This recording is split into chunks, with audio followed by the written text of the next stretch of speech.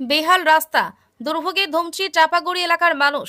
আলিপুরদুয়ার জেলার মাদারিহাট বীরপাড়া ব্লকের চাপাগুড়ি 14/106 পাটের জেলা পরিষদের রাস্তার বেহাল দশা নতুন নয়, তবে এবারে তার চরমে পৌঁছেছে।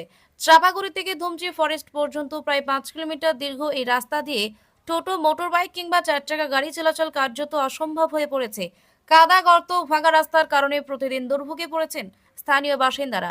স্থানীয়দের অভিযোগ, প্রায় 15 বছর আগে রাস্তার সংস্কার হয়েছিল, কিন্তু কিছু বছরের মধ্যে রাস্তাটি আবার জীর্ণ হয়ে পড়ে।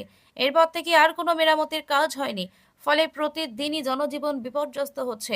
বিশেষ করে অসুস্থ রোগী কিংবা গর্ভবতী মহিলাদের স্বাস্থ্যকেন্দ্রে নিয়ে যাওয়ার সময় সমস্যার সম্মুখীন হচ্ছেন পরিবার পরিজনেরা। স্থানীয় পঞ্চায়েত সদস্য রবিউল ইসলাম জানিয়েছেন, আমরা অত্যন্ত দুঃখিত এই রাস্তার পরিস্থিতি নিয়ে।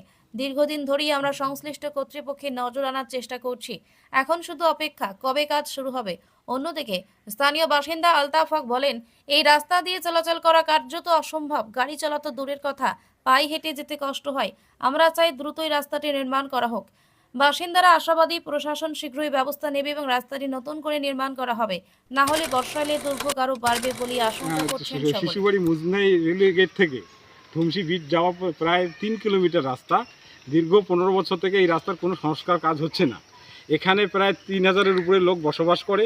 এখানকার যারা ডেলিভারি মায়েরা আছে তাদেরকে সাবসেন্টারে নিয়ে যেতে এত কষ্ট হয়, অনেক সময় মায়েরা কান্না করে ফেলে যে এই এত দুর্ভোগের মধ্যে দিয়ে তাদেরকে সাবসেন্টারে যেতে হয়।